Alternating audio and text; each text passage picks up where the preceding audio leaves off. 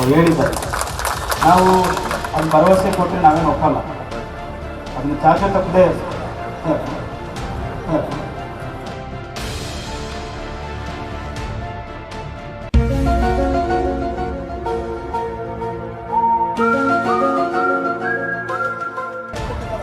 भरोसे अल्लाह the live TV, सच सबसे आगे। नमस्कार, द लाइव टीवी आप देख रहे हैं। आपके साथ मैं हूं आदित्य कुमार। अगर किसी व्यक्ति की बुराई और उसको नसीहत मंच से ही उसी के सामने दी जा रही हो तो उसका हाल कैसा होगा, इसका अंदाजा आप लगा सकते हैं। दरअसल कुछ ऐसा ही देखने को मिला है कर्नाटक में। कर्नाटक के मुख्यमंत्री बसवराज बोम्मई के सामने एक महंत बैठे हुए थे, उनके साथ ही मन साझा कर रहे थे और महंत जी के हाथों में माइक था। अब महंत जी के हाथों में जब माइक था तो महंत जी ने बोलना शुरू किया। उन्होंने आम जनमानस की समस्याएं बतानी शुरू की और जब समस्याएं बताई तो ये मुख्यमंत्री साहब को समझ नहीं आया।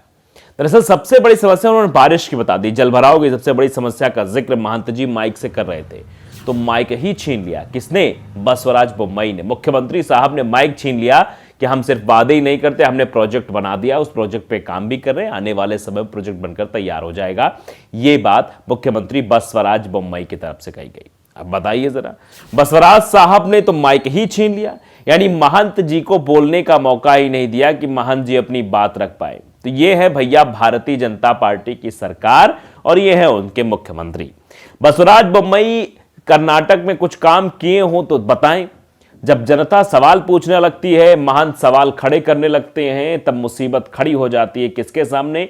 मुख्यमंत्री जी के सामने। आपने देखा था कर्नाटक में ध्रुवीकरण करने के लिए किस तरीके का खेल चला गया था, लेकिन फिलहाल वो सब कुछ नहीं हुआ। अब जरा आप खबर देख लीजिए, आखिरकार खबर क्या है। दरअसल कर्नाटक सीएम ने संत के हाथ से माइक छीन लिया। ईश्वरानंद पुरी सामाजिक मसलों पर बोल रहे थे। जो संत जी हैं जिनको आप तस्वीरों में देख पा रहे हैं वो ईश्वरानंद पुरी हैं। वो सामाजिक मसलों पर बोल रहे थे, जो समाज के हित के मसले होते हैं उन पर बोल रहे थे। सीएम बोले, भरोसा नहीं देता, समस्या भी सुलझाता हूं। सीएम ने माइक छीन लिया और कहा कि भरोसा नहीं, मैं सब कुछ करता हूं। दरअसल कर्नाटक के एक प्रोग्राम के दौरान मुख्यमंत्री बसवराज बोम्मई ने एक संत के हाथ से माइक छीन लिया। इवेंट के दौरान गुरुवार को स्वामी ईश्वरानंद पुरी बेंगलुरु की सामाजिक समस्याओं को लेकर सरकार की, यानी बीजेपी सरकार की आलोचना कर रहे थे। वो कुछ देर बोलते रहे, अचानक बोम्मई ने उनके हाथ से माइक ले लिया और कहा, मैं ऐसा आदमी नहीं हूं जो सिर्फ भरोसे देता रहे, मैं वो आदमी हूं जो समस्याओं को सुलझाता भी है। स्वामी बोले, बारिश से जलभराव होता है तो अधिकारी गायब हो जाते हैं। दरअसल इसी मसले को लेकर स्वामी जी बात रख रहे हैं। दरअसल ईश्वरानंद पुरी ने मंच पर कहा कि बेंगलुरु में भारी बारिश की जगह जलभराव हो जाता है, लोगों को बहुत दिक्कत हो जाती, लेकिन उस दौरान जनप्रतिनिधि और बीबीएमपी अधिकारी मिलते ही नहीं है, दिखाई ही नहीं देते। इस समस्या का स्थायी समाधान क्यों नहीं होता है? उन्होंने आगे कहा, कितनी बार अगर एक बार बारिश हो जाए तो अधिकारी समझ ही नहीं पाते, उन्हें कहां क्या काम करना है। सीएम ने इस समस्या को लेकर समाधान करने का वादा किया था, लेकिन वो पूरा नहीं हुआ। ये सीधे तौर पर सीएम के सामने ही महंत जी ने बात रख दी।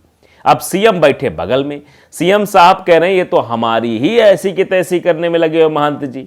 और महंत जी ने बिल्कुल सही बात की। साधु संत महात्मा आदमी जो भगवा चोला ओढ़े वो झूठ नहीं बोलता। ये बीजेपी वाले ही लोग कहते हैं कि वो उनकी बात माननी चाहिए। तो भैया बताइए, संत महात्मा ही सवाल उठा रहे हैं कि बसवराज बोम्मई साहब ने काम नहीं किया, उनके अधिकारी गायब हो जाते हैं और सीएम साहब भी सुनते नहीं हैं। अब सीएम साहब ने माइक छीन लिया और माइक छीन के बोलने लगे, नहीं हम तो बहुत काम करते हैं भैया। जब ईश्वरानंद पुरी बोल रहे थे तो उस समय मंच पर मुख्यमंत्री भी उनके बगल में बैठे हुए थे। स्वामी जी ने जैसे ही समस्या बात करना शुरू किया तो सीएम ने तुरंत हाथ से माइक ले लिया। उनके आरोपों का जवाब देते हुए सीएम बोले, जलभराव को लेकर सिर्फ वादा नहीं किया था, बल्कि इसको लेकर प्रोजेक्ट मंजूर हो चुका और फंड भी आ गया है। बोम्मई ने कहा कि मैं सिर्फ वादे करने वाला सीएम नहीं हूं, वादा करता हूं, उसे पूरा भी करता हूं, तो मैं भी वचन नहीं देता। ये से तो बात रहे कि नहीं मैं वचन नहीं देता हूं, मैं सारे काम करता हूं। तो आप बताइए जरा, अगर वचन ना दिया होता जनता के सामने तो क्या ऐसी बातें निकलकर सामने आती?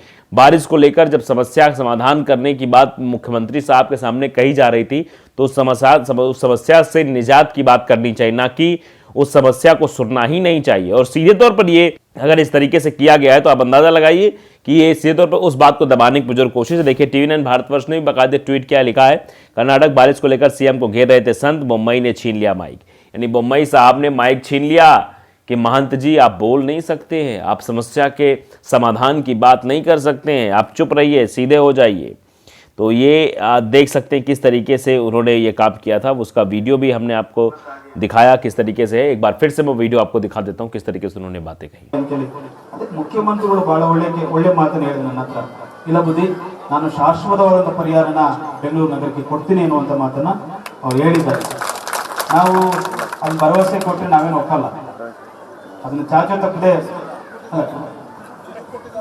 ಭರವಸೆ ಅಲ್ಲ, ಈಗಾಗಲೇ ಯೋಜನೆ ಮಾಡಿ ಅದಕ್ಕೆ ಹಣ ಕೊಟ್ಟು ಕಾಮಗಾರಿ ನಡೆದಿದೆ ಬುದ್ಧಿ. ನಾನು ಹಿಂದಿನವರಿಗೆ ಭರವಸೆ ಕೊಡುವಂಥ ಮುಖ್ಯಮಂತ್ರಿ ಅಲ್ಲ, ಮಾಡ್ತಿದ್ರೆ ಮಾಡ್ತೇನೆ ಅಂತ ಹೇಳ್ತೀನಿ, ಇಲ್ಲಿದ್ರೆ ಇಲ್ಲ ಅಂತ ಹೇಳ್ತೀನಿ. ಅದ್ರಲ್ಲಿ ಏನಿದೆ, ನಮಗೆ ಯಾರ್ದು ಭಯ ಇಲ್ಲ, ಏನೂ ಇಲ್ಲ ನನಗೆ. तो वीडियो देख लिया आपने, सुन भी लिया, समझ भी लिया चीज़ों को, ये किस तरीके की चीज़ें की जा रही थी। बसवराज बोम्मई साहब बोलने नहीं दे रहे थे, माइक छीन ले रहे थे। माइक छीन कर जैसे ही माइक छीना, जैसे ही बोले कि हम समस्याओं के समाधान की बात करते हैं, हम समस्या पर निजात पाने की कोशिश करते हैं, इस तरह की बात जब बोली तो पीछे से तालियां बजने लगी। और नेता को चाहिए क्या? तालियां ही चाहिए, मन चाहिए, जो दोनों बसवराज बोम्मई साहब को मिल गए। लेकिन समस्या के समाधान पर बात करने के लिए शायद बोम्मई जी के पास टाइम नहीं था। स्वामी के आरोपों पर जवाब देते हुए सीएम ने जरूर कहा कि उन्होंने बेंगलुरु में इस समस्या का स्थायी समाधान करने का वादा किया था। हम वादे नहीं मानते। गौरतलब है कि सीएम पहले भी स्थायी समाधान की बात कर चुके हैं। मैं किसी से नहीं डरता, मैं महादेवपुरा को फंड दिया था। आपको बता दें कि बेंगलुरु में तेज बारिश के कारण लोगों को कई परेशानियों का सामना करना पड़ता है। इस बार तो लौटते मानसून की बारिश के दौरान बेंगलुरु की सड़कें पूरी तरह से तालाब बन गई थी, जिसके चलते देश के आईटी सेक्टर की अनेकों कंपनियां का काम, बिजली आपूर्ति बाधित होने के चलते प्रभावित हुआ था। यानी बहुत ज़्यादा राजस्व को भी नुकसान होता है। लेकिन फिर भी पता नहीं क्या वजह है कि सरकार सुनने को तैयार नहीं। अगर सरकार शायद इस ओर थोड़ा सा ध्यान दे दे तो हो सकता है परिवर्तन की बयार बह सकती है। लेकिन सरकार का इस ओर कोई ध्यान नहीं है, कोई भी ऐसी योजना नहीं चलाई जा रही जिससे इन सबको जो है लाभ मिल सके, और कहीं भी ऐसे जलभराव की समस्याओं से निजात पाने के लिए बातें नहीं की जाती हैं। और अक्सर भारतीय जनता पार्टी के नेताओं का जवाब यही होता है कि हम समस्या के समाधान के लिए काम करें या फिर समस्या को किसी दूसरे के पल्ले में डाल देना। यह भी भारतीय जनता पार्टी के नेताओं का पुराना रवैया रहा है।